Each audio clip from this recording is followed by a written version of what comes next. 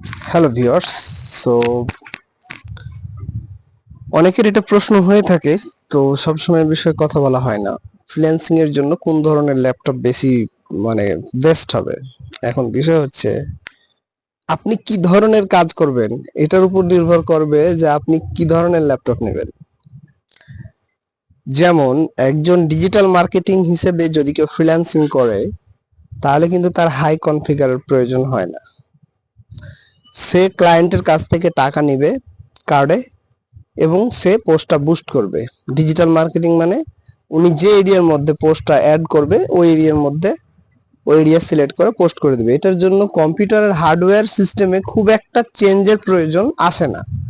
ঠিক আছে, এখন বিষয় হচ্ছে যে যদি আপনি এইরকম প্ল্যান করেন যে আমি গ্রাফিক ডিজাইন প্লাস ফ্রিল্যান্সিং করব, দেন কিন্তু আপনার মানে আপনি যদি ফটো এডিটিং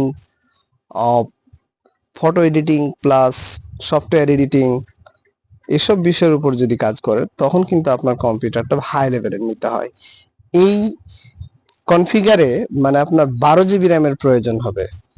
20 জিবি নিলে আরো সুন্দর, কিন্তু 4 জিবি র্যাম নিবেন বা 6 জিবি র্যাম নিয়ে আপনি বলবেন যে আমি ফটো এডিটিং কাজ শিখে ফ্রিল্যান্সিং করব বা গ্রাফিক ডিজাইনার হব, কম্পিউটার হ্যাং করবে।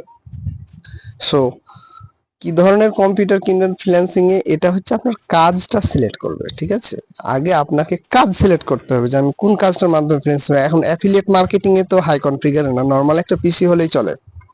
অ্যামাজন অ্যাসোসিয়েটের কথা বলছি, অ্যামাজন অ্যাফিলিয়েট মার্কেটিং। আবার এফবিএম এর জন্য তেমন একটা হাই কনফিগারেশন লাগে না। এখন যেই সব কাজগুলো হাই কোয়ালিফাইড যেমন ইথিক্যাল হ্যাকিং, একটা কোডিং সিস্টেম, এটার জন্য কিন্তু কম্পিউটারকে শক্তিশালী হতে হবে। ঠিক আছে, কি কি কাজের জন্য কম্পিউটার হার্ডওয়্যার কে স্ট্রং হতে হয় সেটা হচ্ছে graphic designing, ethical hacking, high level coding, JavaScript, Joomla, PHP, এসব ক্ষেত্রে একটা কম্পিউটার মাইনিং। ঠিক আছে, মাইনিং এর ক্ষেত্রেও কিন্তু কম্পিউটারকে হাই লেভেলের হতে হয়। এখন যদি আপনি ডিজিটাল মার্কেটিং করেন তাহলে লাগবে না। ঠিক আছে, বা আপনি যদি হচ্ছে লিঙ্ক পোস্টিং করেন তাহলে নর্মাল কম্পিউটারে হবে, বা আপনি যদি লিঙ্ক প্রমোটিং করেন নর্মাল কম্পিউটারে হবে। যখন পিসি রিলেটেড কোনো হাই লেভেলের কাজ আসবে তখনই কিন্তু কম্পিউটারের কনফিগারেশনটা একটু হাই লেভেলের হতে হয়, তাছাড়া হয় না।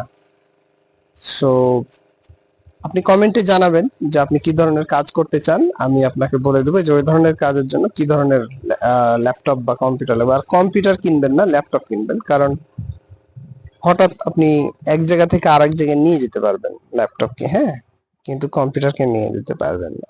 So thank